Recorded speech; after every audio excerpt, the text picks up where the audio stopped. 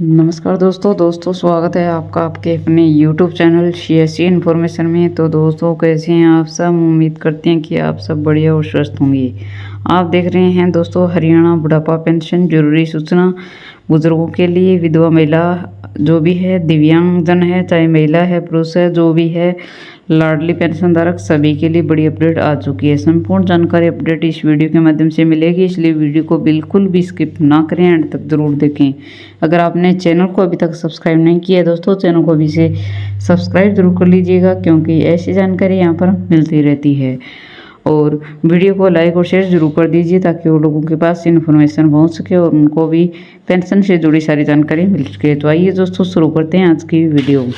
जी हाँ, जैसा कि आप सभी को पता है कि हरियाणा में जो बुढ़ापा पेंशन है वो जो बनवाने के लिए आपको फैमिली आईडी में जो प्रोसेस है उसको कंप्लीट करना होता है। यानी आप बुढ़ापा पेंशन कैसे बनवा पाएंगे, बुढ़ापा के अलावा जैसे कि विधवा महिला है कोई, तो अगर वो पेंशन बनवाना चाहती है, इसी प्रकार कोई दिव्यांगजन है, महिला या पुरुष, मेल या फीमेल जो भी है, तो वो पेंशन कैसे बनवा पाएंगे। तो सभी पेंशन के लिए अलग अलग प्रोसेस होता है। मेन जो प्रोसेस है वो सभी के लिए फैमिली आईडी से रिलेटेड है, क्योंकि फैमिली आईडी में अपडेट है वो करवाना होता है, उसकी वजह से ही पेंशन है वो बनाई जाती है। लेकिन अब बात कर लेते हैं हम, जो प्रोसेस होता है वो फैमिली आईडी में होता है लेकिन अलग अलग होता है। सबसे पहले हम बात करेंगे बुढ़ापा पेंशन, यानी जो बुजुर्ग है जिनकी एज 60 या इससे ज़्यादा हो चुकी है और अभी तक अगर उनकी पेंशन नहीं बनी है तो उनको क्या करना है। सबसे पहले जिनकी एज हो चुकी है उनका वोटर आईडी कार्ड में एज है वो कंप्लीट होना चाहिए। आधार कार्ड में कुछ भी हो, बाकी डॉक्यूमेंट में कुछ भी, लेकिन जो वोटर आईडी कार्ड उनका अगर बना हुआ है और उसमें 60 या इससे ज़्यादा हो चुकी है तो उनकी पेंशन बन जाएगी। कैसे बनेगी, तो आप अपना वोटर आईडी कार्ड है उसको फैमिली आईडी में ऐड करवा लीजिए, यानी जो DOB है उसको वेरीफाई करवाना होगा।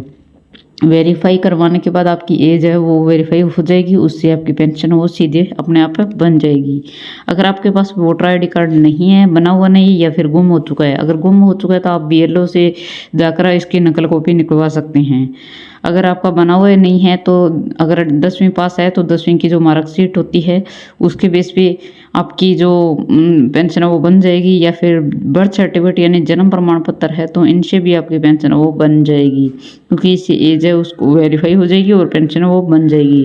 तो ये प्रोसेस था बुढ़ापा पेंशन के लिए। बात कर लेते हैं विधवा, अगर कोई महिला है तो उसको पेंशन अगर बनवानी तो वो कैसे बनवा पाएगी। तो उसके लिए सबसे पहले तो उसके पति का जो डेथ सर्टिफिकेट है उसके पास होना ज़रूरी है। अगर नहीं बनवाया है तो वो बनवा लीजिए। तो पहले बात, अगर डेथ सर्टिफिकेट है तो उसको फैमिली आईडी में जाके अपलोड करवाना होगा, जिससे उसका जो पति का नाम है वो फैमिली आईडी से हट जाएगा और वो मैरिड की जगह डिवोर्स जो मैरिड की जगह आपको विडो करवा लेना है। जो स्टेटस होता है ना, मैरिड अनमैरिड, जो मैरिटल स्टेटस होता है, वहाँ पर जाकर आपको मेरिट की जगह आपको विड्रॉ करवा लेना है। और अपने पति का जो सर्टिफिकेट अगर वहाँ पे अपलोड होगा तो इससे पति का नाम फैमिली आईडी से हट जाएगा और उसकी पेंशन ऑटोमेटिक ही बन जाएगी। अब बात कर लेते हैं हम दिव्यांग पेंशन, अगर किसी को बनवानी है, मेल फीमेल जो भी है, अगर कोई दिव्यांग है वो उसका दिव्यांग का अगर सर्टिफिकेट बना हुआ है या फिर बना हुआ नहीं है तो बनवाने की सोच रहे हैं या फिर बनवाना पड़ेगा आपको अगर पेंशन आपको लेनी है तो दिव्यांग सर्टिफिकेट बनवाने के बाद में आपको अपनी जो फैमिली आईडी है वहाँ पर अपना जो स्टेटस है वो दिव्यांग आपको करना होगा और वहाँ पे दिव्यांग जो सर्टिफिकेट की ज़रूरत होगी वो अपलोड कर देंगे तो आप फैमिली आईडी में दिव्यांग हो जाएंगे, जिससे आपकी पेंशन वो सीधे अपने आप ही बन जाएगी। तो ये सभी प्रोसेस है। इसी प्रकार अगर कोई लाडली है जिनमें उनके अंतर्गत क्या है, किसी के पिता की मृत्यु हो चुकी है और उन बच्चों की अगर 2 बच्चों की एज अगर 18 से कम है तो वो भी सामाजिक कल्याण विभाग के द्वारा लाडली पेंशन योजना का लाभ इसमें मिलता है। तो इसमें भी क्या है, बच्चे के डॉक्यूमेंट है, जैसे कि बर्थ सर्टिफिकेट है, बच्चे की फ़ोटो की, मदर की फ़ोटो होगी और मदर का Aadhaar card, voter card, ration card, ये सभी डॉक्यूमेंट लगा के एक फॉर्म होता है दोस्तों, उसको भर करके आपको सामाजिक कल्याण विभाग में जमा करवाना होता है और ऑनलाइन भी करना होता है उसको।